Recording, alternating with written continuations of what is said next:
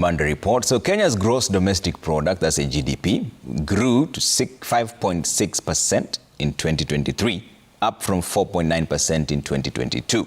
This is according to the latest data from the Kenya National Bureau of Statistics, that's KNBS. The data shows that the service sector was the largest contributor to the GDP growth at 55.4%, while the agriculture sector accounted for 21.8%. Nominally, the data shows that Kenya's GDP currently stands at 15.1 trillion shillings, with a GDP per capita of $2,097. Jimmy Mbogo now takes a look at the details of the economy and the sector's contribution to the growth. For our CS, PS, the major contributors to the country's growth in 2023 included industries such as agriculture, forestry and fishing at 19.8%, financial and insurance activities at 16.6%, real estate at 13.3%, and transportation and storage at 10.6%. However, the informal sector continued to outperform the formal sector's contribution in job creation, creating an additional 4.5% new jobs in 2023 compared to 4.1% growth in formal jobs. If you are to go for the loose definition of the unemployment, then in the Kenyan situation has it as 13.2. So the 5.1 that we are talking about is looking at those who are available and they are not they are available for job, they are not employed, and they are looking for job. Of course, the most important thing is to understand what it means by better, bottom up, because majority of the Kenyans have been left behind.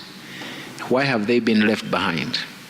Second, economic transformation. What does it take to actually ignite economic transformation?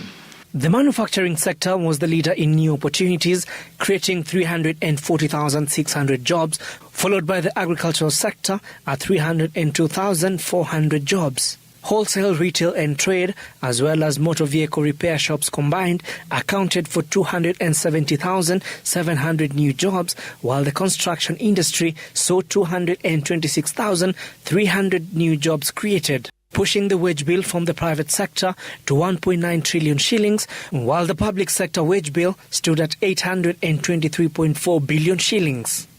Despite leading in new opportunities, the manufacturing sector continued to experience a downturn in 2023, with the sector's output declining to 2.8%, down from 3.7% in 2022. The sector further saw the value of export in April to the US market also decrease from 56.7 billion shillings in 2022 to 50.8 billion shillings in 2023. A tough macroeconomic environment saw the sector's demand for credit increase to 639 billion shillings in 2023, up from 528.9 billion shillings in 2022. The assembly of vehicles also declined by 2.7%. We have maize flour also declined by 2.2% to stand at 625.5 thousand tons. Now, cement is also one of the items that went down by 1.8%. It is important to take note of that because cement is one of the key indicators when it comes to the construction sector. The tourism sector, however, registered significant milestones in 2023, with the number of tourist arrival increasing to 2.08 million in 2023, up from 1.5 million in 2022. The sector also saw bed occupancy increase by 23.2% to 8.6 million people, with 53.5% of them being occupied by Kenyans.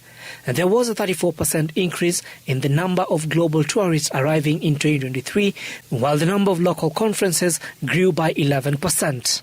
The release of the 2024 Economic Survey now presents a new set of data for policymakers to base their decisions on, with stakeholders calling for policies that align with the recovery measures put in place by the government. Jimmy Mbogo, Citizen TV, Nairobi. Now, the